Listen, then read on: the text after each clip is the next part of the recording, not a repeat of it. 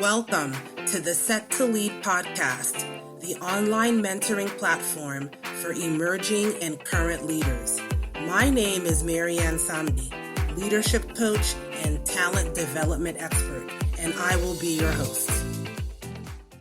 Welcome to the show, Cherise. Hi, how are you? I'm doing good. How are you this morning? I'm good. Good. So you ready to talk to our listeners this morning? Yes, I am. Good. Yes. So I know that you're really passionate about workplace health. So I wanted to start off this morning and talk about the program you started called Your Healthy Reality. Tell us a little bit about that. I am extremely excited to actually talk about that. Your Healthy Reality is a brand new podcast that I'm actually started in the next month or so. And it's going to be dedicated to promoting a healthy lifestyle with hopes of building awareness and helping others live better, longer, healthier lives. We'll be touching on topics such as nutrition, exercise, mindfulness, really tackling those topics that you don't typically want to discuss. We're going to get to the bottom of them. It's hosted by myself, a nurse. Her name is Nurse True. She is currently in the medical oncology field. That's her specialty, as well as Dr. Nita is also co-hosting with me. She's a gynecologist, and she's found a way to incorporate functional medicine into her practice. So we thought that, she's seen so many things on a daily basis that's happening to young adults and women and just people in general that are simple things that could be resolved with just changing your lifestyle and how you eat and exercise and just, meditating and little things that help situations that you feel are detrimental. So we wanted to bring that, awareness to everyone and just open up the conversation and start talking about it and see what happens. That sounds really great, Cherise. It seems, too, that a lot of these solutions that you guys will be talking about will help people with stress at work, right? Absolutely. I currently now, I'm very active. I think you're on my LinkedIn with me, very active on my LinkedIn where I post a lot of these messages that in hopes that, a lot of the corporate America would read them and understand how to start your day right. And we spend most of our time at work, believe it or not. At least I know I do. Unfortunately, the 8 hours, the minimum of 8 hours that people put in a day is literally your entire day, because by the time you get home, the typical person is going to bed by 10 o'clock. So you have literally 3 hours probably with your family. So learning how to deal, with people in the workplace and just dealing, it starts with you. It starts with putting yourself in a mindset that's going to allow you to be a positive influence for everyone that comes in contact with you. Mm-hmm. And I do follow you, Cherise. I see all your clips and motivational things that are going across the lines there. I read them frequently. So thank you. I know with the whole your branding and the messaging you're putting out there, you have this term called mind cleanse that I really caught on to. Can you share with the listeners what you mean by mind cleanse? Oh, wow. How I came up with this, I'm glad you brought that up, actually, because I didn't really notice, I didn't know if anyone's paying attention. So I'm glad to hear that. Yeah, this term, it's where you take inventory of your thoughts. And kind of weeding out the negative thoughts and trying to find an understanding as to why those thoughts exist. And then going into battle with, those thoughts and pretty much making a decision that, no, these thoughts are not going to take ownership of me. And weighing out, getting your mind to a place where you have more good thoughts than bad. And understanding, that's the other thing, is understanding the reason for a lot of things that's probably happening to you in your life at the moment, whether it's work, whether it's personal, just really learning how to recoup quickly from the bad blows that we get every now and then, because it's gonna happen, right? You're literally, life to me is like a roller coaster. So you are gonna have moments where things, you feel like you're under attack. I know I have, and I still struggle with moments, but I recoup so quickly from it. I don't let it take me down. So I said, we have to start with cleansing our mind, and it really is about just being aware of your mindset and the things that you're thinking about that's making you feel a negative way. Mm-hmm. So if someone wanted to start mind cleansing, or like I like to say sometimes, do this mind colonic. That's cute. Help themselves bounce back, personally or at work. Can you share a few steps that they can take now to initiate this mind cleanse? Sure. Two major steps that I definitely want to share with you. And the first one is awareness. So we're going to talk about awareness and then the battle. So it's like being aware and then going into battle. So the first step is literally paying close attention to every single thought that comes in your head each day. Before I even get into that, I've done so much study on our thoughts, because it started to become such an interesting thing to me once I started to put myself through this process and starting to really realize, wow, I have so many negative thoughts each day. Research have shown that we produce anywhere from 12,000 to 50,000 thoughts per day. Mm-hmm. That's like, wow. Just think about it. You're literally thinking every second. There's something going on in your head. Even right now, as I'm talking to you, there's things going on in your head, period. No wonder we're so stressed. Our brain is on overdrive. It is. It really is. Yeah. Slow down. You can't really slow it down until you really start to pay attention to it. So it's our thoughts is what I would like to call the inner voice. It's your inner voice. You have this internal dialogue all the time with yourself. You debate things with yourself. We share how we feel with yourself. Like, your mind is taking you through, you're rationalizing things, an entire situation in your head that nobody knows about. And just to take that a little further, at least 72% of these thoughts are negative thoughts, believe it or not. And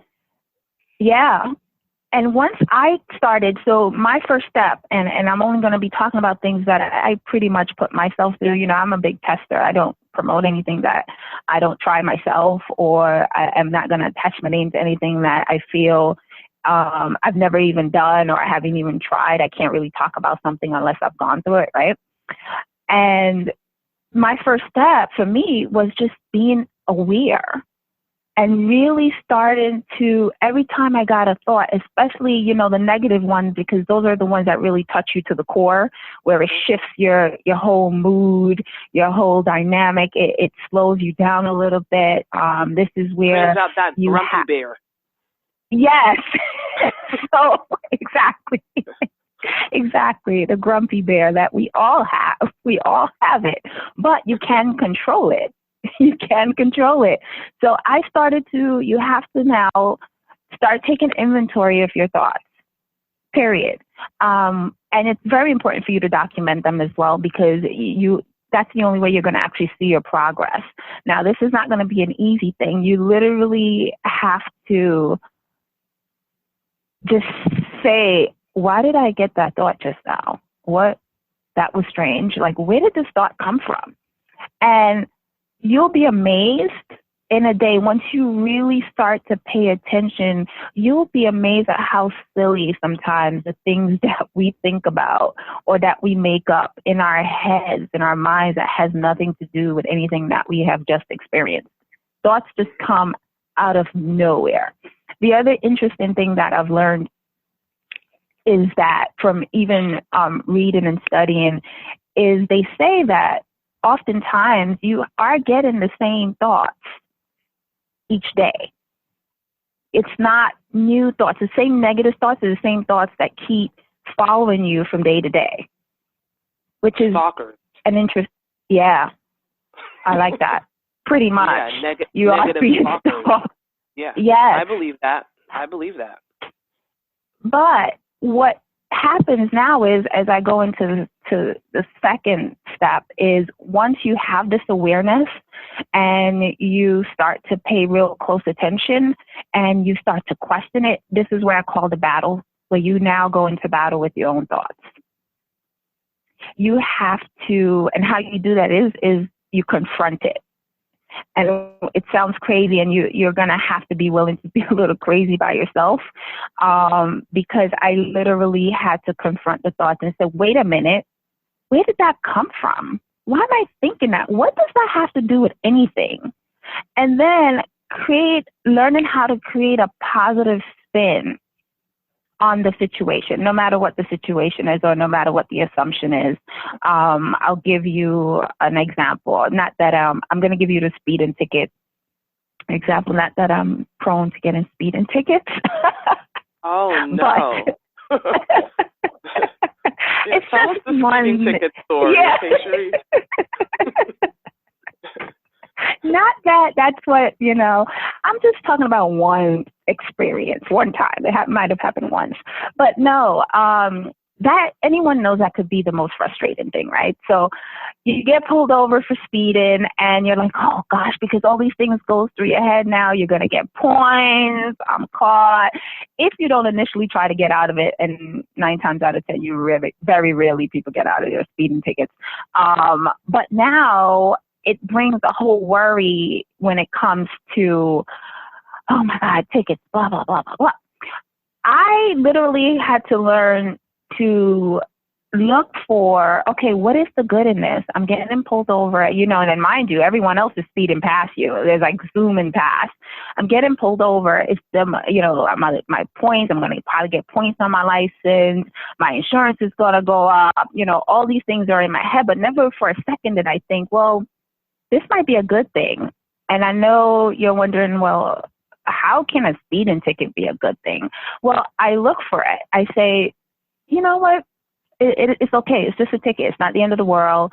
I'm sure there's a good reason. I have got to tell you, I pulled off from that ticket, and about a mile down, there was a huge accident that caused like a 3-car pileup. And honestly, the way that the accident was in the lane that it was, I would have probably, if not pulled over, been a part of that. Everything happens for a reason. For a reason. Exactly. And that's the other part of saying, that for a reason syndrome is very important, because if you really understood that everything really is already mapped out and everything does happen for a reason, you just have to know that and look for it, and you'll find it. You'll get it. You'll get answers. You always do. And that's why this whole mind cleanse process, and the first part, the awareness part, is going to take some practice. Yeah. You're literally going to have to do this, and you're going to be doing it for the rest of your life. Don't think that for a second, okay, once you mastered it in the first week, that's it. No, it's something that you're going to have to literally practice and do for the rest of your life, because as much as we like to say that we're all in this great place, we're still humans, and we still get our doubts, and we still have our fears, and we still have concerns, and it's just really mastering how to recoup and move on from these things very, very quickly and get on with your everyday life, and your life will be so much better. Yeah. So these negative thoughts that stalk you constantly happen at work, because we're at work most of the week, right? Can you share some examples of how these negative stalkers affect the work life? Do you have any examples of how these negative thoughts and maybe possibly negative assumptions we make in the workplace can affect our workplace success?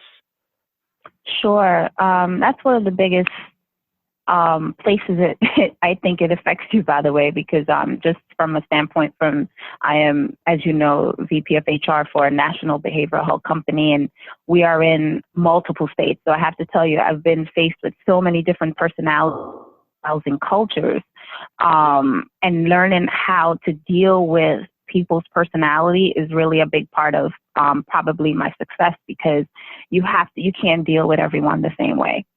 Mm-hmm. Everyone is an individual, and you have to master that. So anyway, getting back to your question, you know me, Marianne, I could ramble on about tons of things.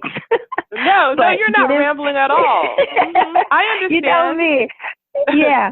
So getting, back to the workplace and how little things. I've had people come into my office, employees, talking about they're a target. My boss don't like me. And, right. You ask for an example. Give me an example. Why do you feel my boss don't like me, don't like you? Tell me. First things first, it can never truly give me any examples that show that, okay, you really are a target. For the most part, I've been hearing, oh, my boss comes in, doesn't really speak to me.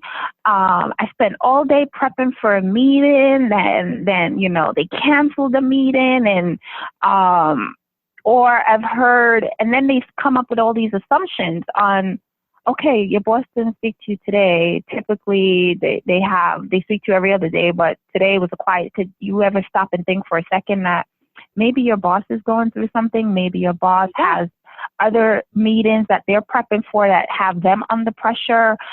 It's not about you, it has nothing to do with you at all.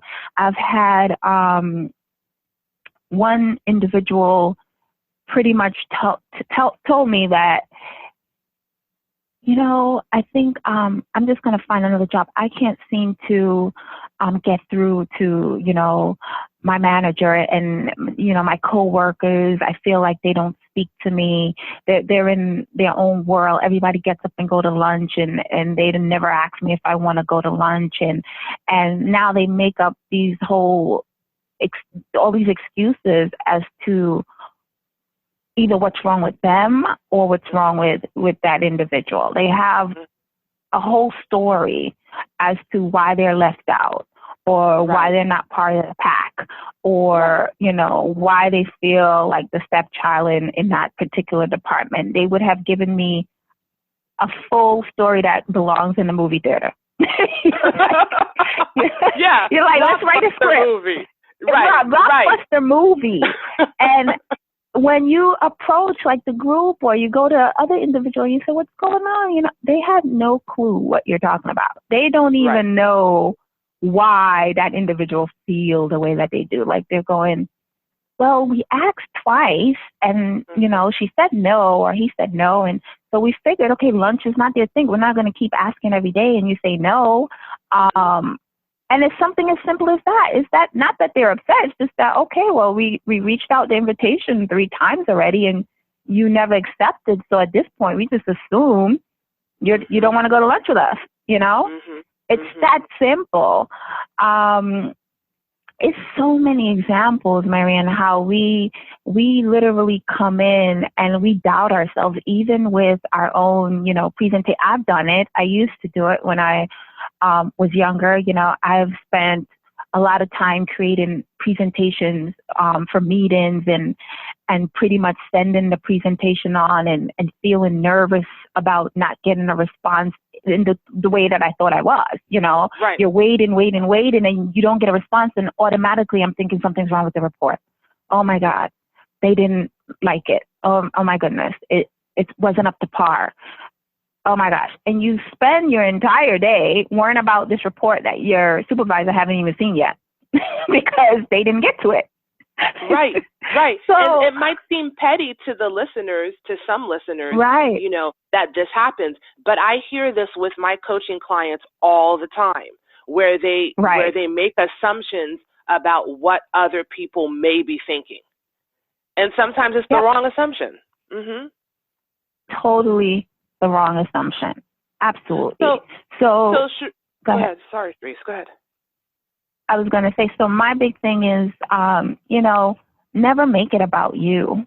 And that's where confidence come in. If you're confident in your abilities and you're confident in, what you bring to the table, especially at work, just be confident and not worry about submitting something and then thinking it's not enough, or, oh, my boss didn't speak to me today, and thinking it's about you, or maybe it's a week. Maybe your boss didn't speak for a week.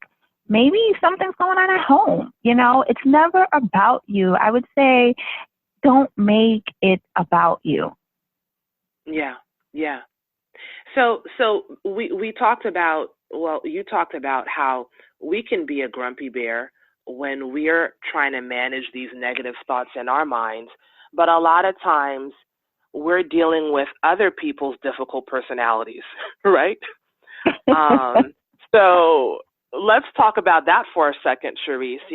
How do you identify who the key players are, who the key difficult personalities are, and how to manage the other grumpy bears? Not you, grumpy bear, but the other grumpy bears that are working around you.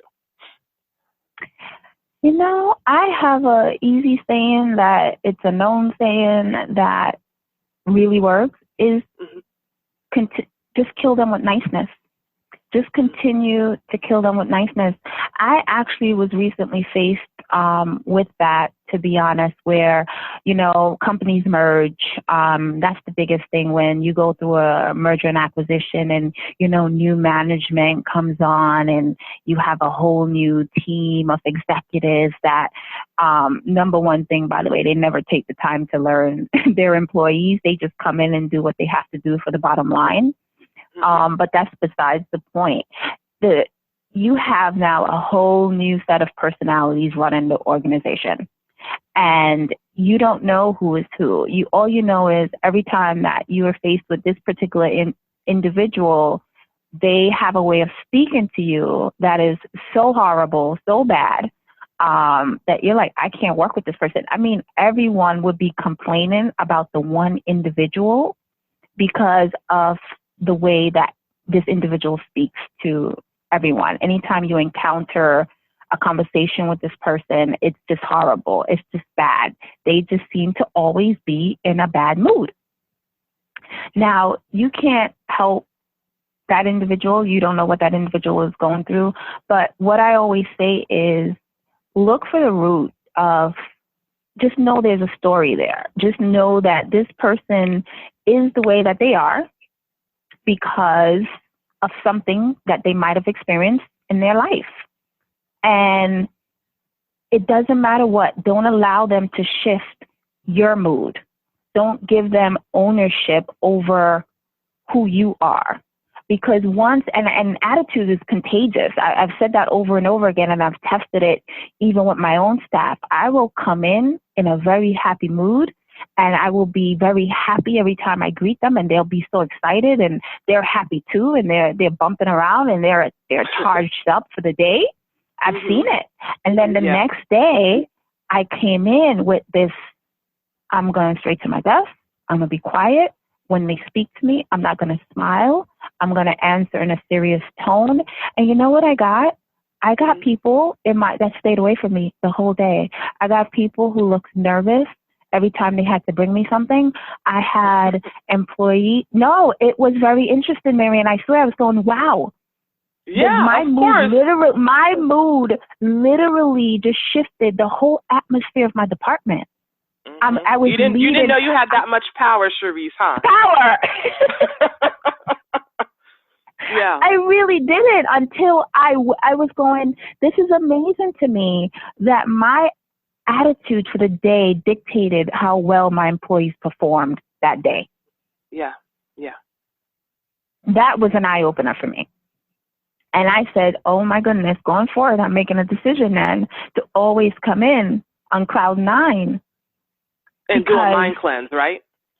And do it well. Can I tell you, I do.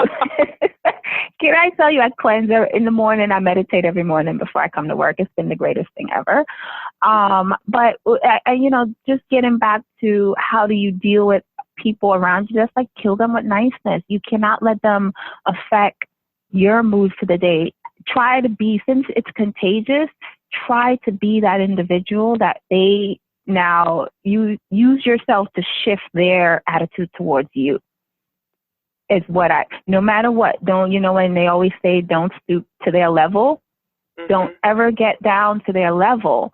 And even if they have been speaking to you in such a way where you really want to strangle them, you really want to say, oh my God, if you say that to me one more time in the tone that, I have also done my own test with a particular individual that I was realizing was shifting my mood every day, and I was upset now coming to work because I know I had to deal with them, and I was starting to hate my job because of this individual. And I said, wait a minute, no, I love my job. I'm great at what I do. Why am I letting one person shift who I am? As a matter of fact, no, he has to come to my level. Right. He has to come to my level. When he comes, exactly. Yeah. Go ahead, be the person that you want them to be. Yes. Mimic how you would want them to receive you and act towards you, and hopefully that will be contagious. Yeah. It really was contagious. Now, because now everyone looks at me and says, I don't know why is he so nice to you? Because he has no choice. Because I've been nice. There's no reason not to be nice to me. I haven't given him a reason. Right. Right. I just have not given him that power. It's very hard. Exactly. It's very hard to constantly be nice to someone who isn't. But you're right, though. If you're consistent with it, eventually they do subconsciously feel bad. Yes. You know what I say to my staff, you own the power. Once you know someone's personality, you have power and control over them. Yeah, absolutely. Now, this is really good stuff, Sharice, and I know that there's a lot more that we can talk to about regarding your healthy reality. If our show listeners want to hear more about your healthy reality, about mind, body, spirit, where can they find out more information about this? We are on Facebook right now. You can look up Your Healthy Reality on Facebook. We're also on Instagram, and that's _Your Healthy Reality. And then you could email questions to me as well if you want to talk further. It's yourhealthyreality@gmail.com. Okay. So, and I'm active, as you know, on LinkedIn. If anyone wants to reach out to me there, I'm very active on my LinkedIn page. Okay. Well, thanks, Sharice, for chatting with us today. Maybe you can come back and do another show later. Absolutely. I love talking about this.